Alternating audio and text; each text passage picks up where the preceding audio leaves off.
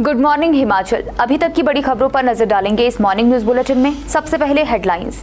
This news bulletin is brought to you by Burma Jewellers Solan, the biggest jewelry showroom of Himachal Pradesh. अभी और गिरेगा न्यूनतम पारा। सुबह शाम ठिठुर रहा हिमाचल, यहाँ 0 से नीचे चल रहा न्यूनतम तापमान। विदेशी मेहमान निगल रहे 2300 लोगों की रोजी रोटी, हम मेहनत के बाद भी खाली हाथ। 120 बच्चों को दिया आर्ट एंड क्राफ्ट का प्रशिक्षण।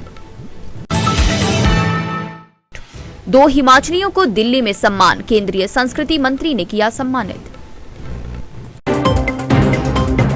और अब खबरें विस्तार से। हिमाचल प्रदेश में सुबह और शाम के समय कड़ाके की ठंड पड़ रही है। प्रदेश के 6 क्षेत्रों का न्यूनतम तापमान माइनस में दर्ज किया गया है। सुंदरनगर, भुंतर, कल्पा, रिकांगपिओ, सेऊबाग और समदो का न्यूनतम तापमान माइनस में चल रहा है। वहीं नारकंडा, मनाली व मंडी का तापमान 0 डिग्री सेल्सियस दर्ज किया गया है।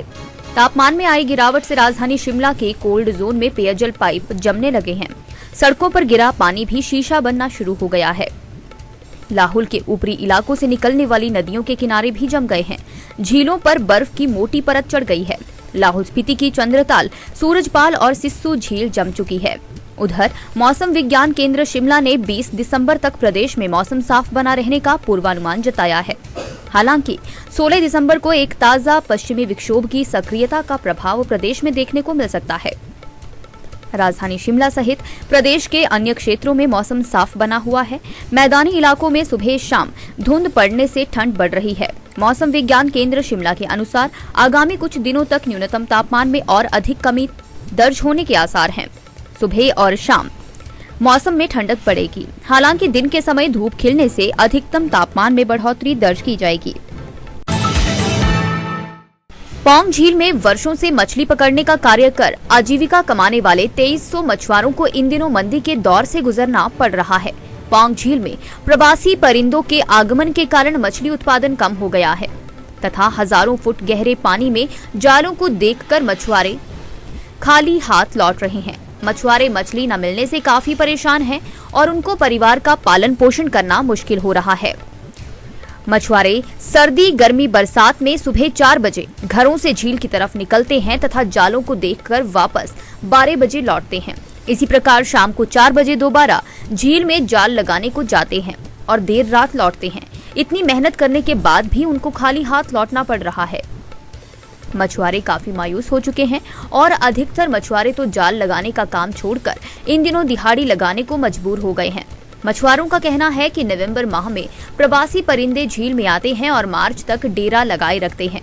प्रवासी परिंदे मांसाहारी होने के कारण झील में पल रही मछलियों व जाल में फंसी हुई मछलियों को अपना आहार बना लेते हैं, जिससे उत्पादन कम हो जाता है। बिलासपुर के विजयपुर में स्थित चेतना संस्था में आयोजित 3 दिवसीय शिल्प प्रदर्शन सह जागरूकता कार्यक्रम संपन्न हो गया।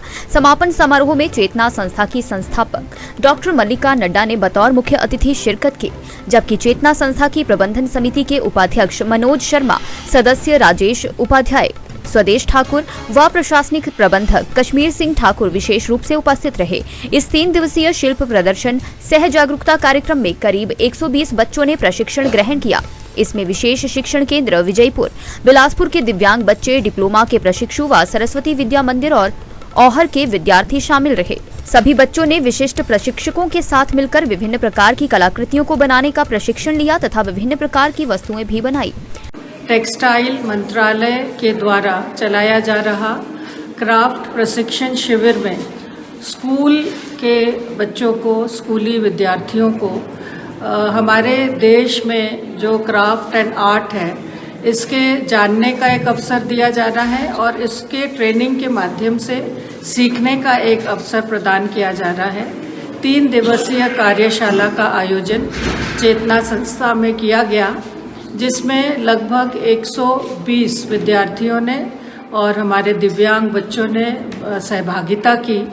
और इस कार्यक्रम में जहां इनको पाइन नीडल के द्वारा बनाया हुआ क्राफ्ट सिखाया गया, वहीं पॉटरी, बैम्बू, क्रोशिया और मंडेला आर्ट जैसे अलग अलग प्रकार के आर्ट एंड क्राफ्ट में प्रशिक्षण प्रदान किया गया।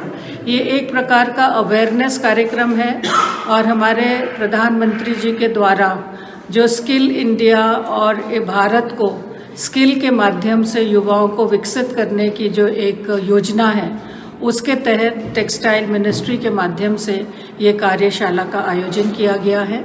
और इस तरह की कार्यशाला से विद्यार्थियों में, युवाओं में इन आर्ट एंड क्राफ्ट के प्रति जागरूकता बढ़े और ये इनके इस क्षेत्र में आगे बढ़े, इनकी प्रतिभाओं का विकास हो, इसके लिए इस तरह के कार्यक्रम चलाए जा रहे हैं। राजगढ़ क्षेत्र के पद्मश्री विद्यानंद सरैक एवं उस्ताद बिस्मिल्लाह खान युवा पुरस्कार से सम्मानित गोपाल हाबी को संगीत नाटक अकादमी नई दिल्ली द्वारा कला दीक्षा सम्मान प्रदान किया गया। कार्यक्रम के मुख्य अतिथि केंद्रीय संस्कृति एवं पर्यटन मंत्री श्री जी रेड्डी रहे। सरैक को यह सम्मान लोक नृत्य एवं लोक नाट्य को प्रोत्साहन करने के लिए, जबकि युवा कलाकार गोपाल हाबी को मुखौटा निर्माण तथा मुखौटा नृत्य को प्रोत्साहन करने के लिए दिया गया। पद्मश्री विद्यानंद सरैक एवं गोपाल हाबी ने संगीत नाटक अकादमी का आभार जताया और कहा कि संगीत नाटक अकादमी ने प्रदेश की लोक कलाओं को यह सम्मान प्रदान किया है। मॉर्निंग न्यूज बुलेटिन में बस इतना ही। देखते रहिए दिव्य हिमाचल टीवी।